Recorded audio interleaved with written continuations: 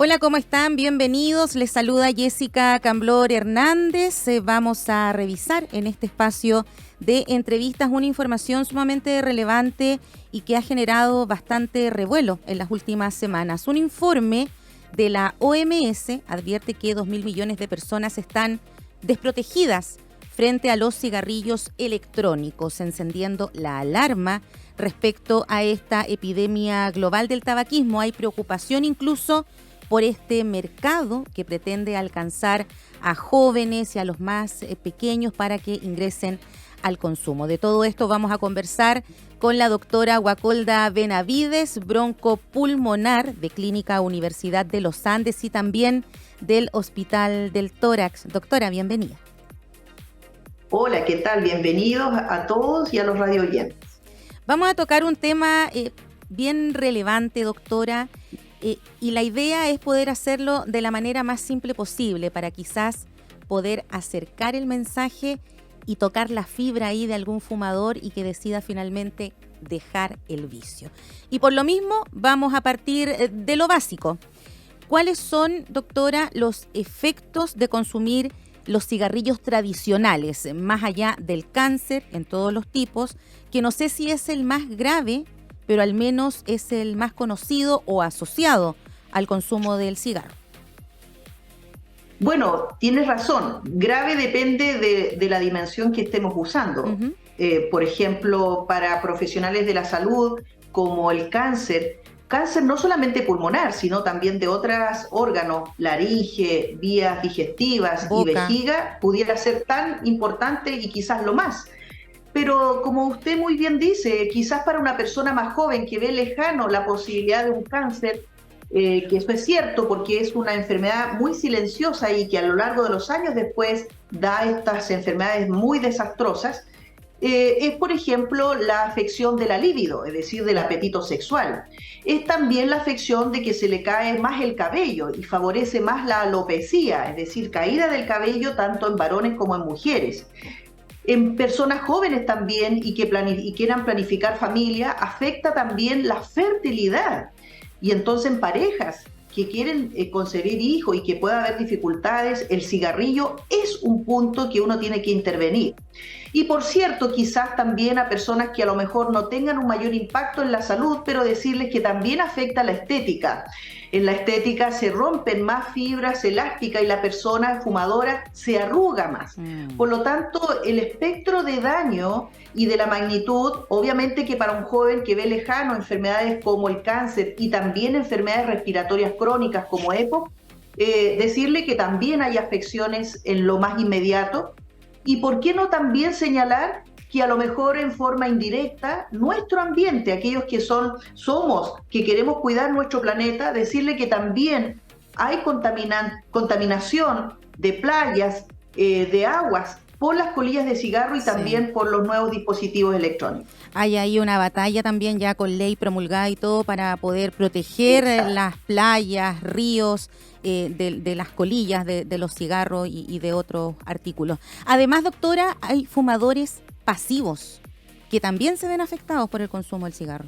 Por supuesto, y eso es una realidad. Se mueren 1 millón de personas al año por inhalar el humo de cigarrillo en forma involuntaria, es decir, de personas que conviven, que son fumadoras.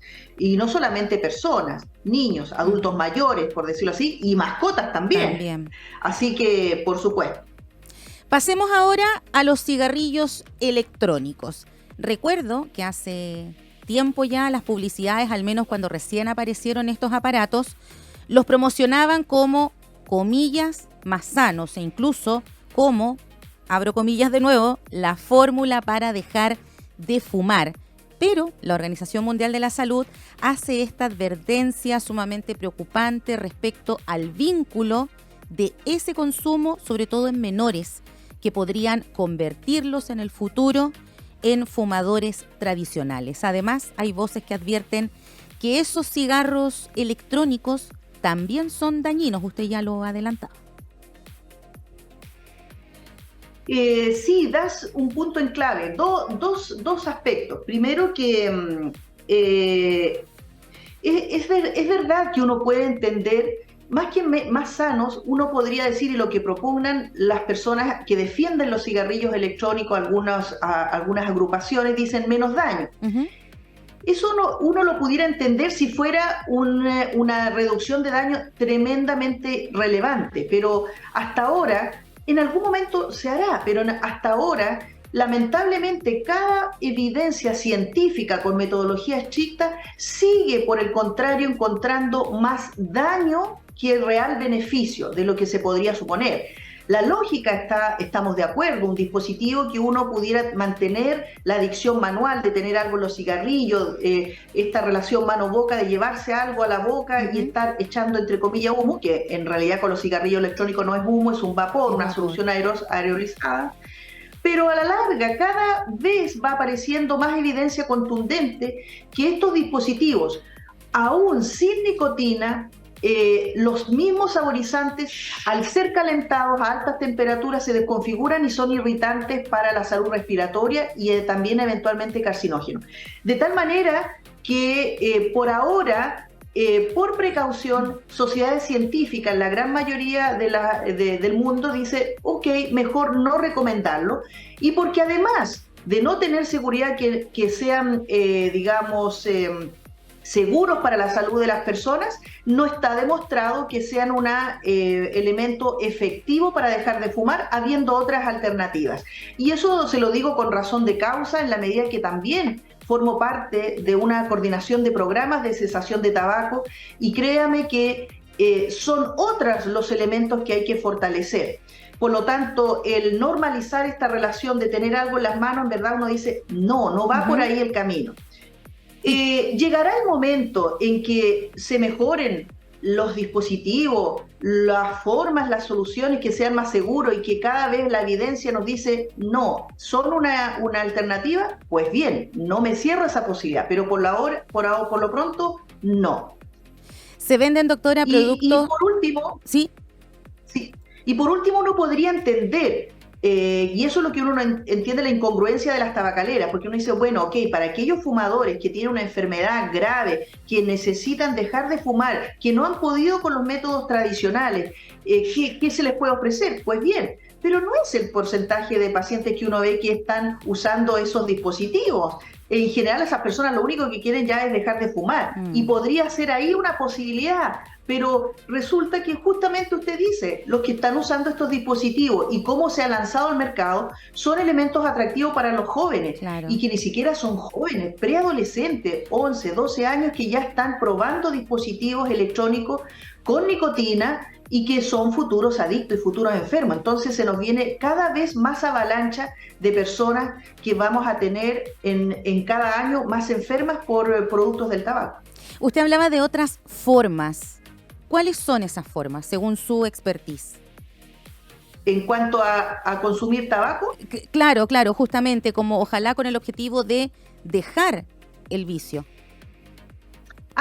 Como terapias. Exactamente. Hay terapias documentadas como en la evidencia, en que son para aquellos fumadores que son con más perfil de adicción, porque entendamos que no es una costumbre ni un vicio, por decirlo así, es decir, se debe entender como una enfermedad, ¿sí? Y por lo tanto la persona no es menos inteligente ni menos voluntariosa porque no puede. Desde esa perspectiva, cuando usted tiene un fumador que por sí solo no ha podido, tiene dos grandes componentes: cognitivo-conductual, o sea, apoyo psicológico, y farmacológico. Ambas hacen sinergia para poder tener más posibilidades de éxito a lo largo del tiempo de cesación. Por lo tanto, como nuestro país todavía no tiene programas de cesación en forma gratuita, tanto en sistema público como privado, ¿cómo es que se ofrece una alternativa si lo que ya está demostrado de costo-efectividad, por qué no se da esa oportunidad a las personas que en forma gratuita puedan tener acceso a estas terapias? Eso es como lo ilógico. Exactamente, claro. O sea, recuerdo, no sé si venden todavía en farmacias chicles, parches, pero en realidad no sé si eran tan efectivos o no. Y también hay un tema de costos ahí para poder acceder a estos. Por supuesto. Bueno, de recalcar que por sí solo los medicamentos, y lo vuelvo a enfatizar, no son el único remedio. Por eso cuando dicen, doctora, y viene la consulta, deme un remedio para dejar de fumar, yo suspiro y digo, Dios mío, hay que empezar a Ahí hacer está la entender que voluntad como todo primero. proceso de adicción es más que lo farmacológico, por cierto ayuda. Claro. Y una vez entendido eso y que el paciente desde la mirada, cuando le dicen apoyo psicológico, uno dice, bueno, a lo mejor me van a preguntar por qué fumé, qué pasó en mi vida. No, es del apoyo, una rama de la psicología cognitivo-conductual que se llama de aquí en adelante, en forma prospectiva, cómo fumas, en qué circunstancias fumas, y que el psicólogo te va ayudando con herramientas como un coach, diciendo, usa esta alternativa, haga esto, como una forma de estar presente en cada situación en que el paciente tenga una recaída o una posibilidad de tener un desliz y volver a tomar el cigarrillo. Desde esa forma de la psicología.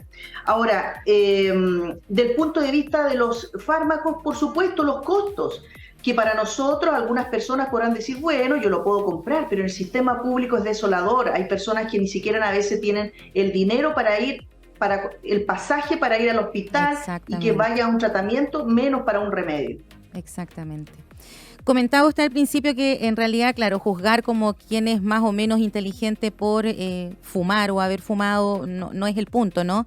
Y quiero llevarle al tema de las campañas y también de la educación.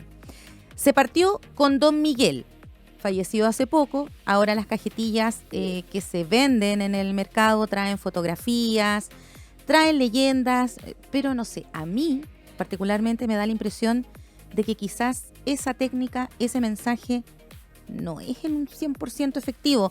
No conozco caso alguno de una persona que haya dejado de fumar o quizás se haya planteado la posibilidad simplemente por la fotografía. Falta quizás un proceso de educación más profundo en las casas, en las escuelas.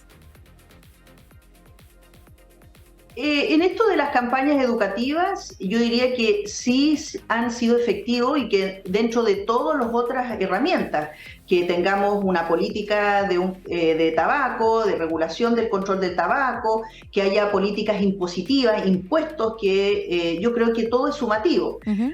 A la hora, sin embargo, de cómo impacta estas campañas que usted me comenta, va a depender de la persona, del grupo etario, porque para un joven probablemente el que le vea estas fotografías de las lesiones por tabaco, una persona con un cáncer, lesiones en piel, a lo mejor no es la estrategia tan adecuada, y por eso es que obviamente se tienen que hacer campañas educativas diferenciadas. Por otro lado, tampoco se ha demostrado que campañas temerarias de asustar al paciente todo el tiempo, pero sí informar, porque para lo que usted probablemente en su nivel de instrucción sabe los daños del tabaco, aún hay personas que lo ignoran o que de alguna manera, dependiendo de la etapa en que esté, nosotros le llamamos en qué fase de preparación para dejar de fumar, al principio lo ven, ni siquiera se asoman a la posibilidad de dejar de fumar o planteárselo, pero a la medida que la persona va avanzando, se abre más a la posibilidad, y esa misma campaña educativa de no solamente lo que hacen en las cajetillas, sino también como profesional de la salud, la persona puede estar más receptiva y decir, ok, a lo mejor desde esa mirada puedo mejorar mejor mi condición de salud. Así que influyen, tanto que incluso se está propiciando que en las cajetillas tengamos más porcentaje de advertencias y de información acerca de los daños del tabaco, o sea, que son medidas efectivas. Por sí solas no, obviamente, claro, pero todo orientado a que se empiece a desnormalizar digamos, el consumo de tabaco, y no solamente tabaco. Lamentablemente se nos viene la codependencia con otras drogas, que es como la marihuana, y lo que empiezan a hacer y lo que creemos los cigarrillos electrónicos es lo mismo, porque nuestros adolescentes, así como no van a poder comprar digamos, cigarros convencionales, entonces van a poder comprar cigarrillos electrónicos, que ya de forma de cigarrillo electrónico no tienen nada, parece pendrive. Sí, y además son llamativos, tienen colores. Por supuesto, Por eso que digo, las tabacaleras, digamos, tienen como una disonancia en su promoción, porque dice, Claro. démosle una alternativa a los grandes fumadores, pero no es esa. El público que está siendo más atraído son los jóvenes. Y por otro lado, las personas también pueden manipular estos dispositivos y que si no también pueden usar cannabis en soluciones. Y entonces ahí vamos a tener otro gran problema, que nuestros niños van a empezar a usar cannabis. Exactamente. Y además, claro, hay un tema del costo de los cigarrillos tradicionales, digamos, pero ahí ahora ha entrado muy fuerte el tema de productos que ingresan de manera irregular, cigarrillos de contrabando, que en las ferias, doctora, son infinitamente más baratos que los que se comercializan en el mercado formal, por decirlo de alguna manera. ¿Son más dañinos? Claro. ¿Son menos dañinos? ¿Qué información hay con respecto a eso? Por supuesto, por eso que con mayor razón cuando se hablan de cigarrillos electrónicos, que en verdad ya se llaman dispositivos electrónicos liberadores de nicotina o que no liberan nicotina, claro, con mayor razón porque es tanta la dispersión de tipos de cigarrillo electrónico que, como yo les digo a mis pacientes, mira, hay como casi de ferias libres o cunetas que de 3 lucas quizás Claro. o parecido, hasta los que ustedes ven en los grandes centros comerciales. Sí. Entonces, con mayor razón, ¿cómo vamos a ver con tanta diferencia de formas y calidades de cigarrillos electrónicos? Y uno dice, Dios mío, ¿qué está inhalando este paciente en las soluciones? De tal manera que, por supuesto, claro, y no solamente dispositivos electrónicos, sino también cigarrillos convencionales, que también nuestro gran drama es que tienen saborizantes o con clic, que lamentablemente camuflan los efectos irritantes del tabaco y claro, sigue siendo un problema, pero las calidades son malísimas. Uh-huh.